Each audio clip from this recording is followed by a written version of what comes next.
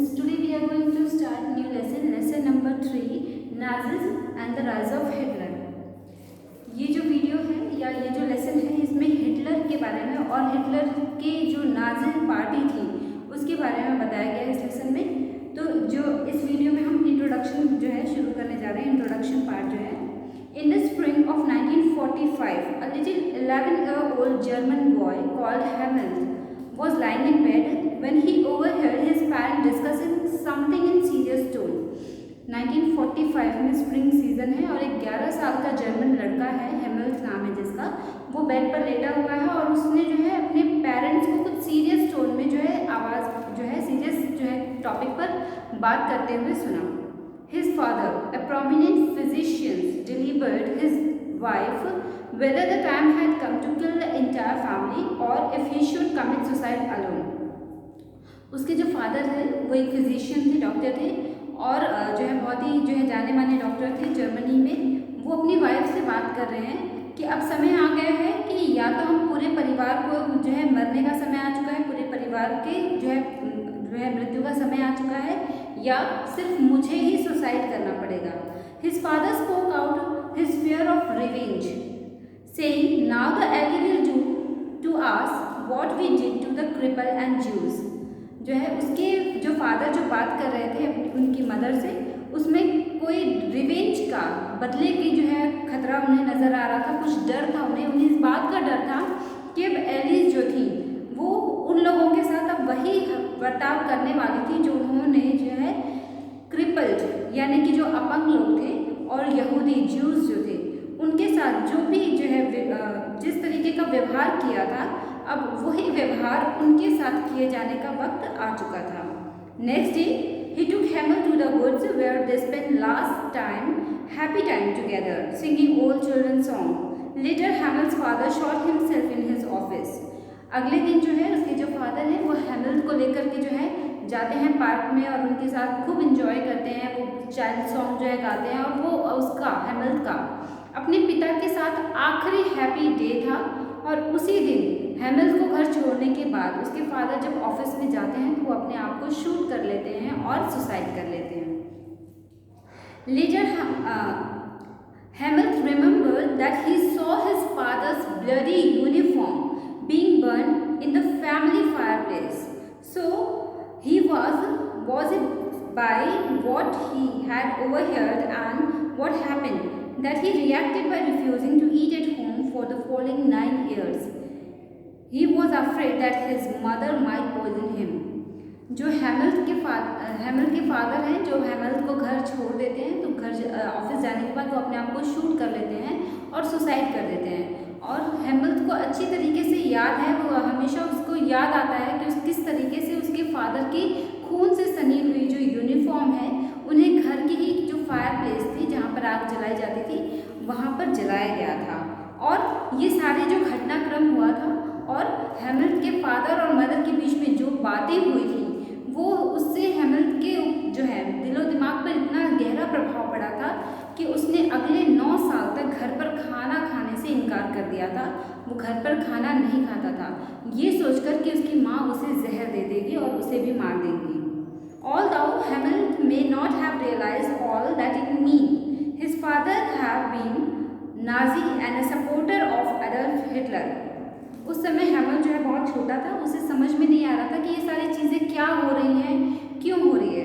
उसे ये नहीं पता था कि उसका फादर जो है एक नाजी था जो नाजी आइडियोलॉजी को फॉलो करता था, यानी कि वो एडल्फ हिटलर जो था एडोल्फ हिटलर का समर्थक था और उसके जो है प्रचारक था। नाजी पार्टी को उसने ज्वाइन कर रखा था। Many of you will know something about Nazi and Hitler. You probably know the Hitler's determination to make Germany into a mighty power and his ambition of conquering all of Europe. आप लोगों ने Hitler के बारे में सुना होगा और कुछ ना कुछ हिटलर के बारे में जानते होंगे, नाजी पार्टी के बारे में जानते होंगे। आप लोगों को पता होगा कि हिटलर जो है वो जर्मनी को जो है माइटी पावर बनाना चाहता था, यानी कि पूरे दुनिया में सबसे ज़्यादा शक्तिशाली देश के रूप में जो है बनाना चाहता था जर्मनी को, और वो पूरे यूरोप को कॉन्कर करना चाहता था, पूरे यूरोप पर जो है कब्जा करना चाहता था। You may have heard that he killed Jews but Nazi was not one or two isolated acts. It was a system, a structure of idea about the world and politics. आप लोगों ने सुना होगा कि जो है हिटलर और Nazi party के जो लोग थे उन्होंने यहूदियों को मार डाला था, बहुत सारे यहूदियों का कत्ल किया था, लेकिन सिर्फ एक दो ऐसे काम नाजी से नहीं किए थे जिनकी वजह से नाजी को जाना जाता है। नाजी जो है एक पूरा एक आइडिया है जिसकी वजह से उस समय जर्मनी की जो पॉलिटिक्स थी उस पर बहुत गहरा प्रभाव पड़ा था और उसकी पॉलिटिक्स को उसने डिसाइड किया था। इतनी बड़ी पॉलिटिकल पार्टी के तौर पर जो है नाजी वहाँ पर जो है उभरी थी और नाजी जो आइडिया था उससे पूरे जर्मनी का जो है प्रभाव पड़ा, जर्मनी पर और उसकी पॉलिटिक्स पर बहुत बड़ा प्रभाव पड़ा। Let us try and understand what Nazism was all about. Let us see why Hammel's father killed himself and what the basis of his fear was. कहते हैं कि अब आगे के लेसन में हम जानने की कोशिश करेंगे कि नाजी क्या है, नाजिज्म क्या है, और हम ये जानने की कोशिश करेंगे कि हैमल के फादर ने क्यों अपने आप को मार लिया, क्यों उन्होंने सुसाइड किया और उनके डर का कारण क्या था, किस डर की वजह से उन्होंने अपने आप को शूट किया, किस डर की बात वो कर रहे थे कि अब एलिस हमारे साथ वो करने वाली हैं, उन्हें किस बात का डर था जिसकी वजह से उन्होंने सुसाइड किया। In May 1945, Germany surrendered to Allies. Anticipating what was coming, Hitler, his propaganda minister Goebbels, and his entire family committed suicide collectively in his Berlin bunker in April at the end of war. मई 1945 में जो है second world war के बारे में बात की जा रही है। जब सेकेंड वर्ल्ड वार खत्म हुआ, जर्मनी ने सरेंडर कर दिया एलिस के सामने और हिटलर और उसके प्रोपोगंडा मिनिस्टर जो थे गोबल्स, उन्हें ये पता था कि अब उनके साथ भी वही होने वाला है जो उन्होंने यहूदियों के साथ और क्रिमिनल्स के साथ किया था सेकेंड वर्ल्ड वार के दौरान। और इस डर से हिटलर और उसके प्रोपोगंडा मिनिस्टर गोबल्स ने अपने पूरे परिवार के साथ जो है पूरे फैमिली के साथ जो है एक साथ कलेक्टिवली उन्होंने बर्लिन के बंकर में सुसाइड कर लिया था।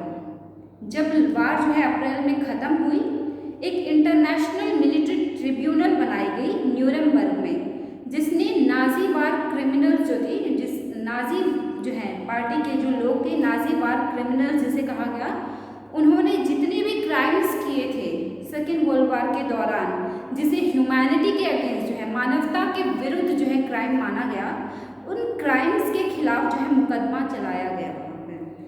न्यूरेमबर्ग में जो है इंटरनेशनल मिलिट्री ट्रिब्यूनल में उनके खिलाफ मुकदमा चलाया जाना शुरू किया। Germany conduct during war specially those action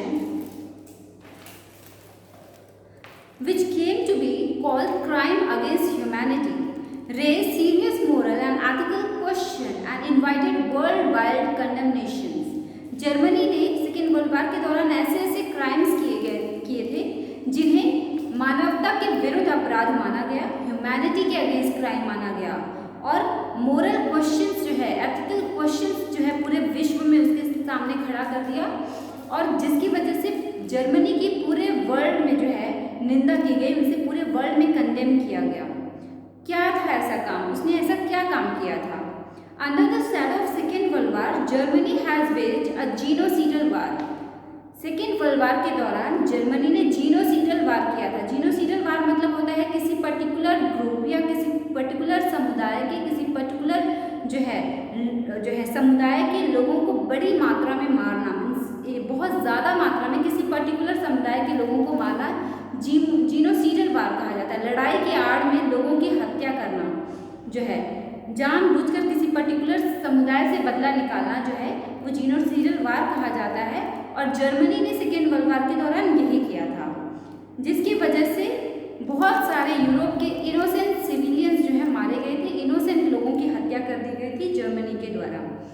the number of people killed included, जितने लोग मारे गए थे उसमें 6 मिलियन ज्यूज, 6 मिलियन यहूदी थे और जिप्सीज थे 200,000 जो है जिप्सीज थे, जो है 2 लाख के करीब जो है जिप्सीज जो बंजारे थे, 1 मिलियन पोलिश सिविलियन थे और 70,000 जर्मन थे जो कि मेंटली और फिजिकली हैंडीकैप या फिजिकली डिसेबल थे। जर्मनी ने खुद जर्मनी में ही ऐसे लोगों की भी हत्या कर दी थी जो मेंटली और फिजिकली फिट नहीं थे। इसके साथ साथ जर्मनी में जितने भी पॉलिटिकल ओपोनेंट्स थे, पॉलिटिकल विरोधी थे, उनके भी असंख्य मात्रा में जो है यानी कि इनन्यूमरेबल जो है पॉलिटिकल ओपोनेंट्स की भी हत्या कर दी गई थी। Nazi devised an unprecedented means of killing people, that is by grassing them in various killing center like Auschwitz। उसने जो है इन लोगों को मारने के लिए किलिंग सेंटर बना रखे थे और उन किलिंग सेंटर्स में ले जाकर जो है लोगों को मारा गया। Nuremberg tribunal sentences only 11 leading Nazis to death. Nuremberg में जो ट्रिब्यूनल बैठा था जहाँ पर लोगों के खिलाफ जो है नाजी लोगों के खिलाफ मुकदमा चलाया गया, उसने सिर्फ 11 लोगों को डेथ सेंटेंस यानी कि मृत्यु की सज़ा दी, मौत की सज़ा दी। और इसके और भी बहुत सारे लोग थे जिन्हें सिर्फ जो है आजीवन कारावास की सज़ा सुनाई गई, यानी कि जो गुनाह उन लोगों ने किया था, जितना ज़्यादा जो है उन्होंने जो है क्राइम किए थे सेकेंड वर्ल्ड वॉर के दौरान, उसके मुकाबले उन्हें बहुत कम सज़ा दी गई। और ये इसलिए किया गया क्योंकि एलिस नहीं चाहती थी कि जर्मनी के साथ फर्स्ट वर्ल्ड वॉर में जो बुरा बर्ताव किया गया था वैसा ही बुरा बर्ताव जो है सेकेंड वर्ल्ड वॉर के दौरान भी किया जाए। सेकेंड वर्ल्ड वॉर के दौरान वो अपनी उस गलती को, जो बुरा व्यवहार उन्होंने जर्मनी के साथ किया था फर्स्ट वर्ल्ड वॉर के समय, वो उस गलती को रिपीट नहीं करना चाहती थी। और इस वजह से इस बार सेकेंड वर्ल्ड वॉर के बाद जो है जर्मनी को काफ़ी कम सज़ा दी गई। जितना उन्होंने क्राइम किया था उसके मुकाबले बहुत ही कम सज़ा दी गई, क्योंकि हर कोई ये मानता था या हर कोई ये महसूस करता था कि नाजी के द्वारा जो क्राइम किया गया वो उस वजह से किया गया था या उस बर्ताव की वजह से ही किया गया जो उनके साथ फर्स्ट वर्ल्ड वॉर के दौरान या फर्स्ट वर्ल्ड वॉर के बाद जर्मनी के साथ जो बुरा बर्ताव किया गया था एलिस के द्वारा, उसका बदला लेने के लिए ही उन्होंने सेकेंड वर्ल्ड वॉर में ये सारे क्राइम्स किए थे। तो वो नहीं चाहती थी एलिस कि दोबारा वो गलती की जाए और दोबारा किसी नाजी पार्टी जैसी किसी और पार्टी का जन्म हो और दोबारा ये सारी चीज़ें रिपीट हों। इसीलिए इस बार जो है कम सज़ा दी गई। What was this experience? ऐसा क्या हुआ था फर्स्ट वर्ल्ड वॉर के दौरान जिसकी वजह से नाजी पार्टी का जन्म हुआ और ये सारे क्राइम्स जो हैं नाजी पार्टी के द्वारा किए गए। The birth of Weimar Republic, ये हमें जो है सेकेंड वीडियो में पढ़ना है कि इसके आगे क्या हुआ था, ऐसा क्या किया गया था जिसकी वजह से जो है जर्मनी में नाजी का और हिटलर का जन्म हुआ था, वो हमें नेक्स्ट वीडियो में पढ़ना है। That's all in this video, thank you.